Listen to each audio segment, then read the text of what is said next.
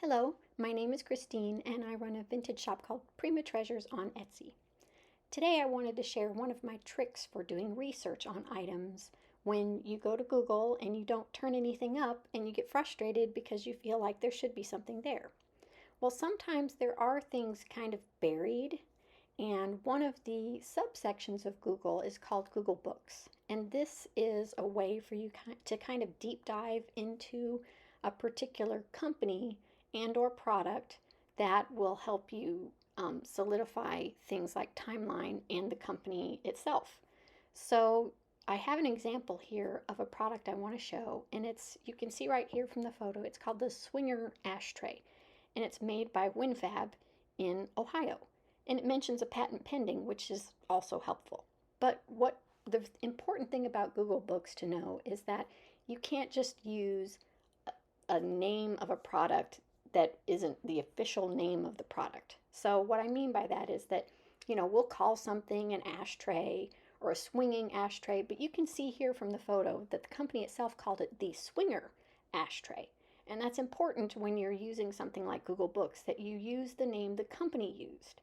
And the other helpful piece of information we have here is the name of the company itself, which is WinFab, and the location of the company, which is Ohio.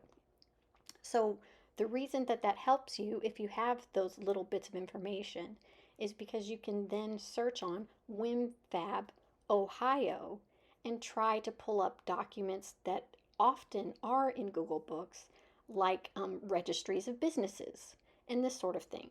But you can see from here the example that I have is that you also turn up old advertisements in magazines, which is very helpful because if you can see an ad that the company printed, that gives you a lot more detail about them, the product that they're trying to sell, the features that they think are important, and other things along those lines. So this ad that I found has details about what they intend this Swinger ashtray to be used for, and it's clearly for vehicle use like boats.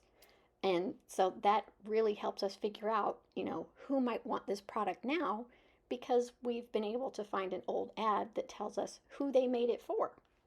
So the reason I wanted to talk about this is that sometimes Google can overwhelm us with too much information, and it doesn't always show us the right information.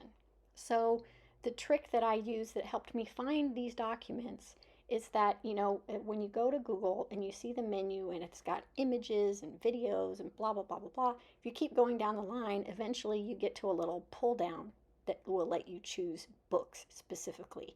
And this is helpful because it lets you find not just printed books, but also magazines, periodicals, newspapers, things of that nature that can have a lot more detail about a company and its products than what we might find if we just search Google. And I don't know about you, but a lot of times if I search Google for an old product, I'll get like, 20 or 30 eBay listings, which doesn't really help me figure out the historical significance of that item.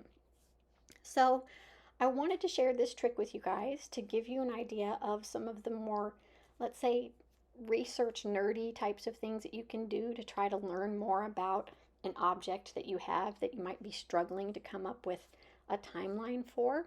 So I hope this information helps you, and I really appreciate you watching. Thank you.